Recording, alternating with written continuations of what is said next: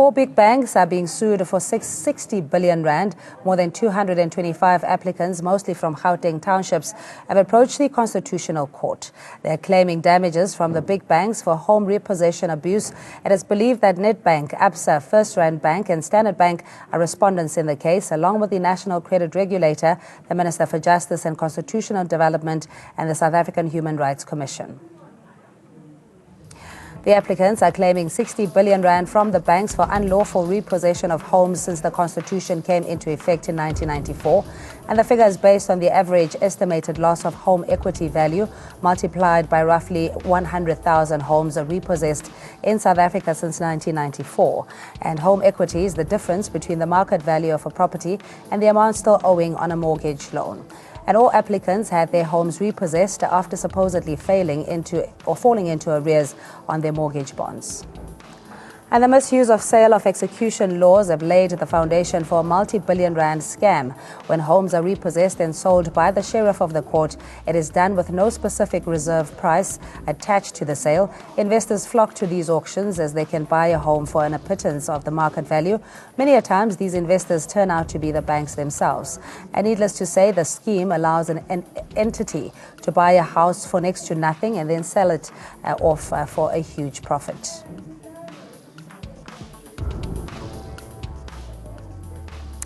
And joining us in studio, Advocate Douglas J. Shaw, an attorney or lawyer, and King Sibiya is an applicant. Innocent Guisai is an applicant. And good evening to you, and thanks so much for joining us. Good evening, Cindy. We've had this conversation before, and I see you've made progress in terms of at least fighting for what you believe is rightfully yours. Now, if you can just explain to us how the process works now in terms of the 60 billion rand, the number of applicants that are involved. It's going to be a cumbersome and a tough fight to institute. The point here is that banks are supposed to only sell properties as the last resort. That's what the Constitutional Court has already said in JAFTA, paragraph 59. And yet our banks sell properties at 5 times the international rate. Beyond that, normally internationally, and this includes other developing countries, not just Britain and America, but they sell properties normally for 90-95% of their value. Here we sell properties on average for 50% of their value, and sometimes for 100 rand or 1,000 rand. That doesn't happen anywhere else in the world, Cindy. And Babaspi, I mean, your journey has also been very difficult, you know, being evicted, your property being destroyed and misplaced. You must be relieved or have a sense of hope. Yes, I think, thank you for the opportunity, Cindy. I think by meeting Utu Douglas Shaw, it takes us 9 years to meet Utu Douglas Shaw because we are looking for attorneys that will specialize on the banking laws, you know, because that's where our serious problem is. Because, you know, these properties are sold as little as 10 rands, are sold as little as 50 rands, are sold as little as 100 rands. You know, moreover, you know, Cindy, what is worse than anything? You know, a person cannot lose a house for 10 rand. You know, I mean, I can even go at my next door neighbor, ask for 10 rand to save the situation. You know, but beyond that, Cindy, you see, there are 2 points that I want to raise very critical.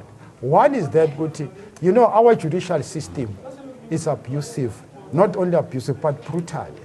You know, in both courts, the High Court's local division in Johannesburg and the Northern Gauteng in Highway, 80% of the role of the High Court are evictions. Now, in other words, it means the court are busy evicting our people. You look at the situation, because I was involved in 80s, you know, defending the people. There's a very interesting case on Mugomezulu and others in 1988, you know, where I think it was a very great achievement we established by the Black Section, the people of Soweto. But we won that case on technical. So therefore, but there's not different within the old regime and the new regime. Because our people are still being evicted left and right. 100,000 you see, 100,000 of people, even more than that. And this is an abuse of power, not necessarily that the policy and themselves allow for it's both the bank's inclinations and also the laws permit them to do it, which they shouldn't. The prosecution authority, the police themselves, because we have Trespassing Act. Act number 6 of 1959, which is now we are seeing a situation, 82 years old lady arrested, never been in jail, but going jail for the first time for his own house. Yeah, this is something that is very personally, it's very close to my heart because my grandmother herself was evicted with property being thrown out. So, and as a young child, you know, that evokes very painful memories. And to this day, she hasn't had a property back because, number one, you're dealing with the monopoly, these big banks, and you can't fight as just one individual. Mr. Ngwesa, yourself, you know, you've experienced the collusive nature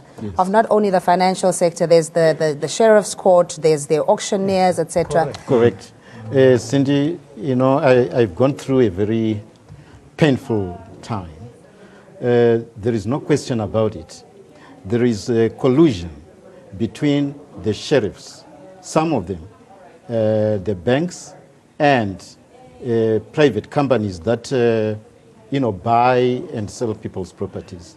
In my case, there is a private company that kept on coming to my house way before the auction happened, saying that we are going to buy this property.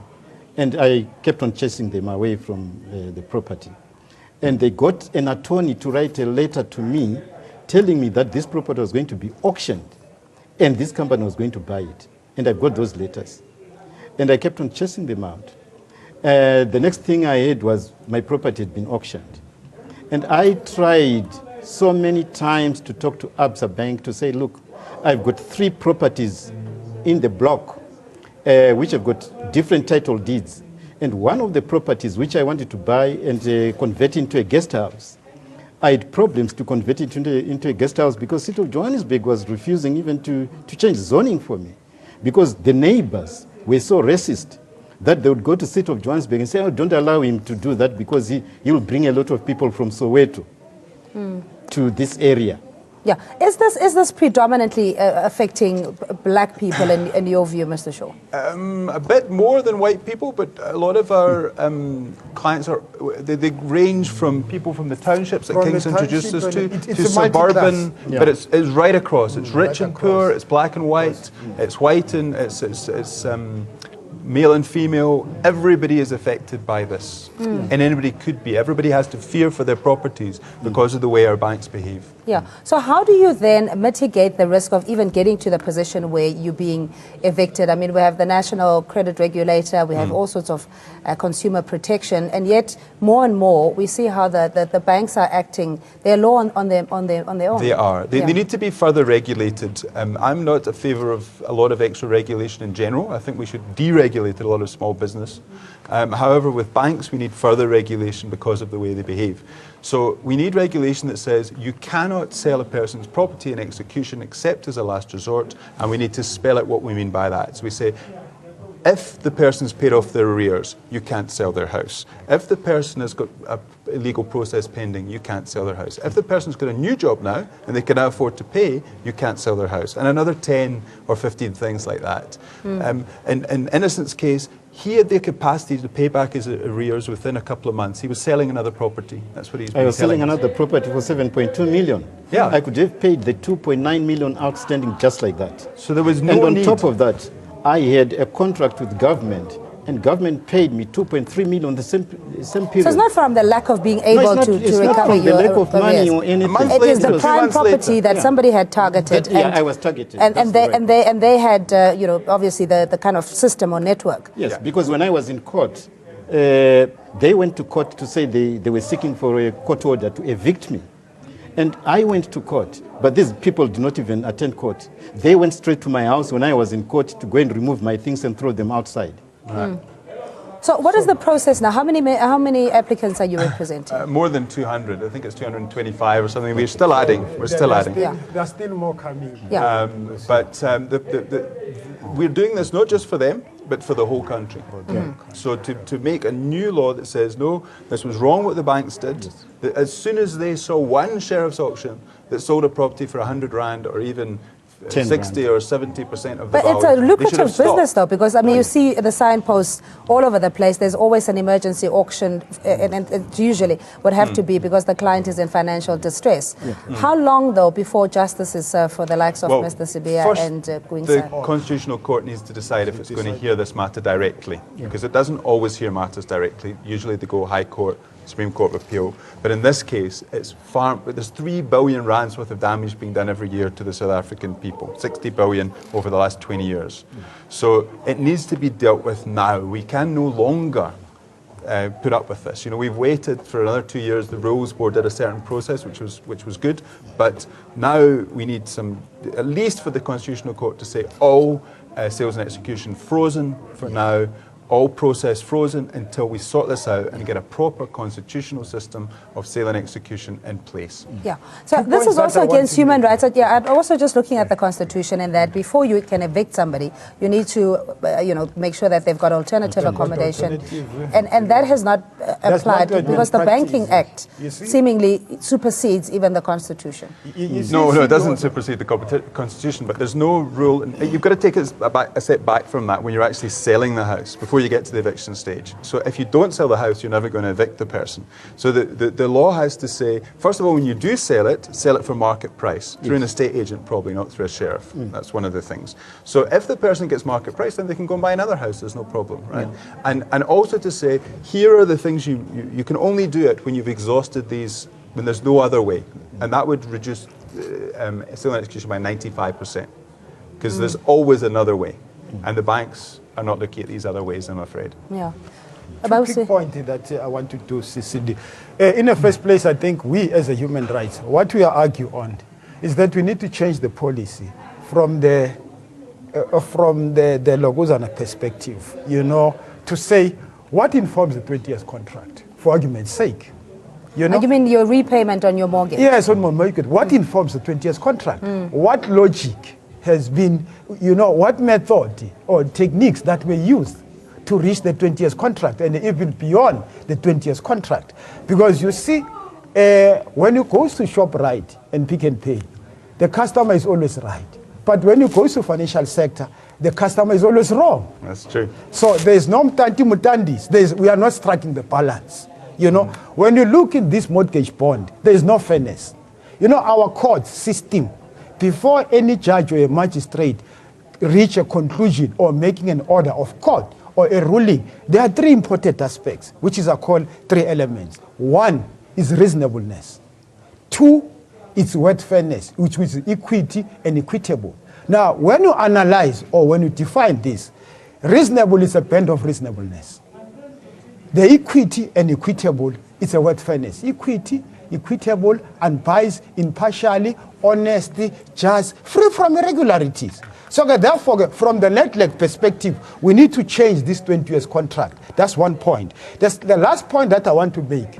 We need to remove all these cases of civil matters in these current courts, because currently now we have a land claims court.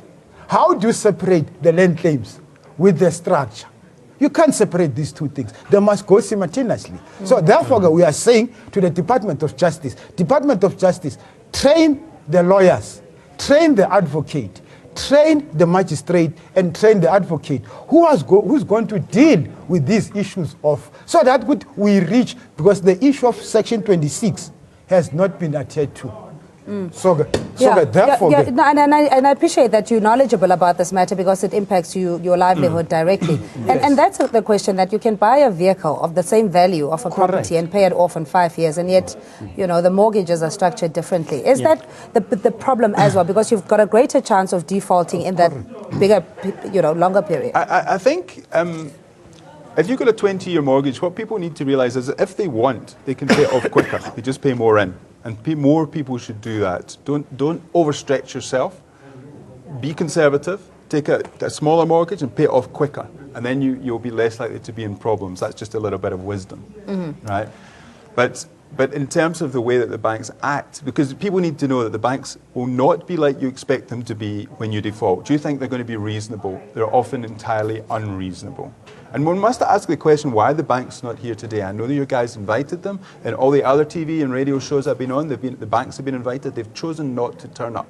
And that tells you something. The banks do not have a case here.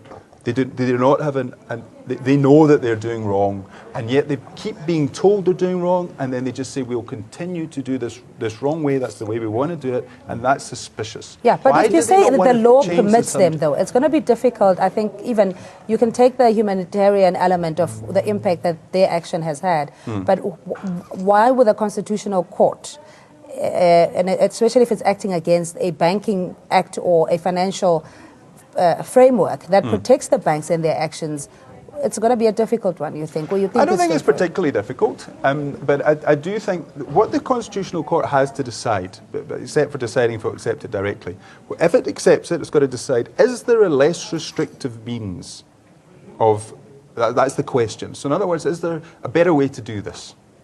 So yes, the banks need to have a method where if somebody stops paying, they can get their money back, right? They do. But they're just abusing the process. So the question is there a less restrictive means? And there is. They could sell it through an estate agent. That would be less restrictive. It would sell it for a higher value. They could reschedule the loan where the person's now got income, etc., etc. There's 100 different things they could do that are less restrictive of the rights. If the Constitutional Court sees that other countries provide much less restrictive means, then it's got to decide, and it will decide, that this current method is unconstitutional and we will win our case. Yeah. Are you also looking at the possibility of not using your property as collateral, because that in itself is such a greater risk that is not commensurate with what you might need the finances for? You think I've seen that happen. We've had clients that have paid off their property, and then they've come and they've taken another loan, which was probably unwise, for 100,000 against a £1 million or £2 million property. They've got into trouble, and then the bank sold their property for 50,000 or something when the property's worth $1 million or $2 million. So it is unwise. When you realise how aggressive our banks are, then it's very stupid to take out a loan for something you don't really need.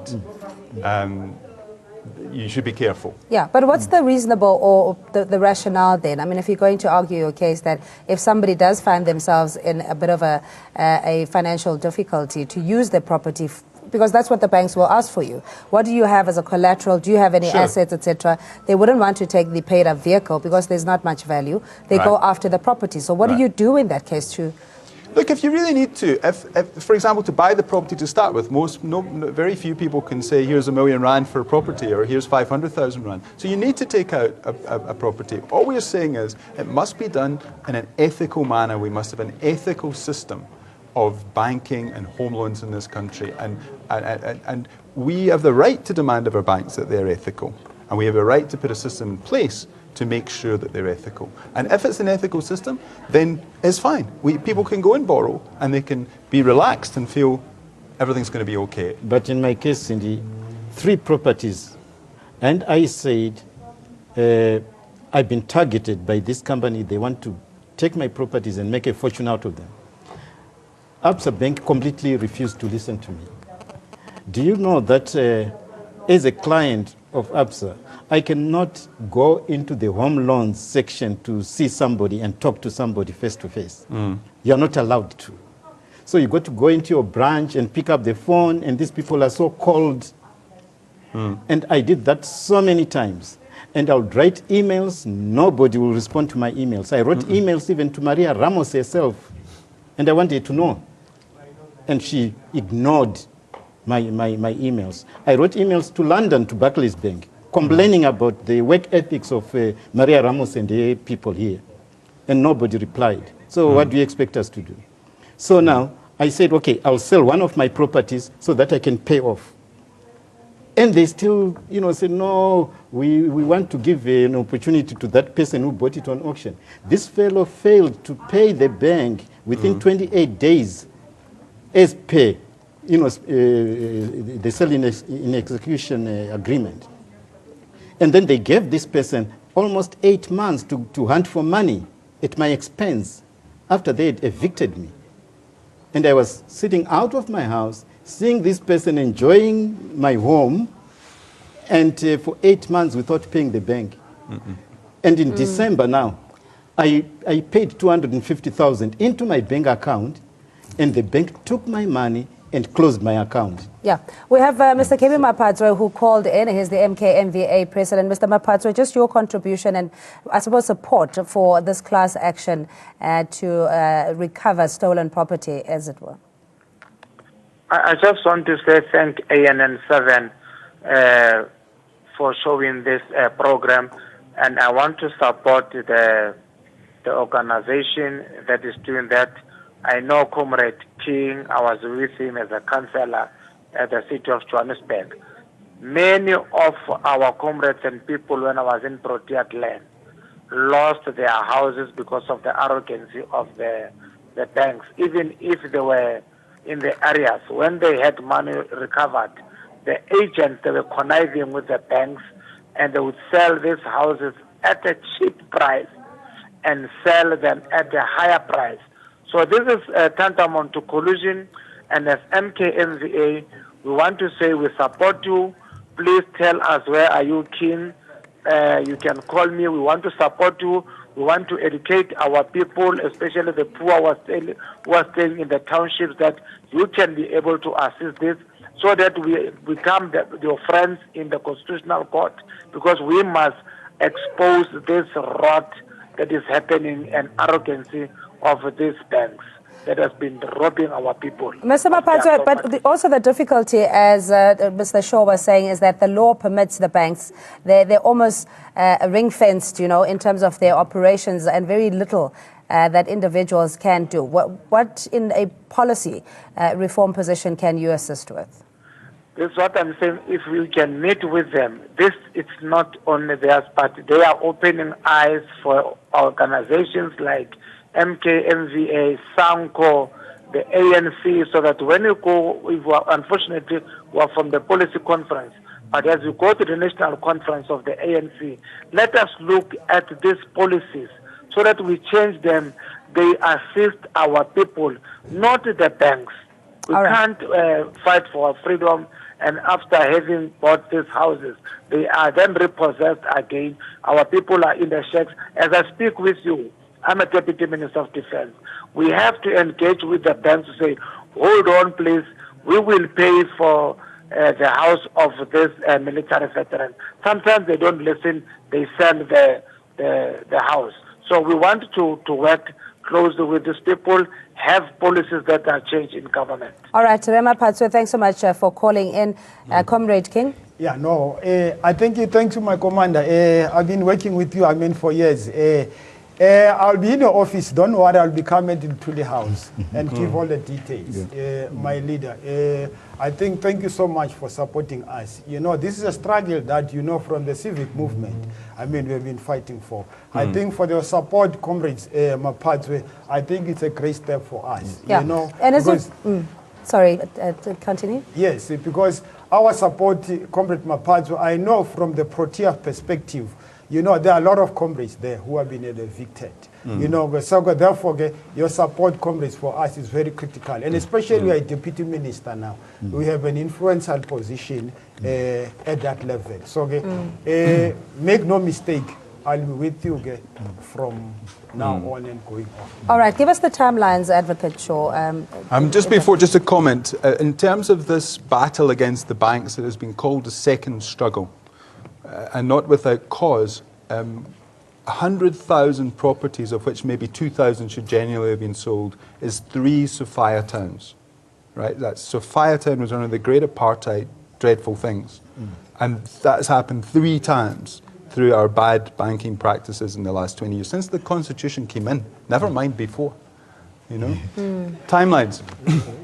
We first need to wait to see if the Constitutional Court will accept it directly. If it does, then it will give instructions as to what to happen next. But certainly the banks will have time to submit their own papers, and then we need to have time to, and also what we call our friendly respondents, so people like the South African Human Rights Commission, who are very concerned about this issue, the National Credit Regulator is very concerned about what's happening to people, and the Ministry of Justice itself, which has also said they want to address this issue. Okay. So they're kind of friendly guys.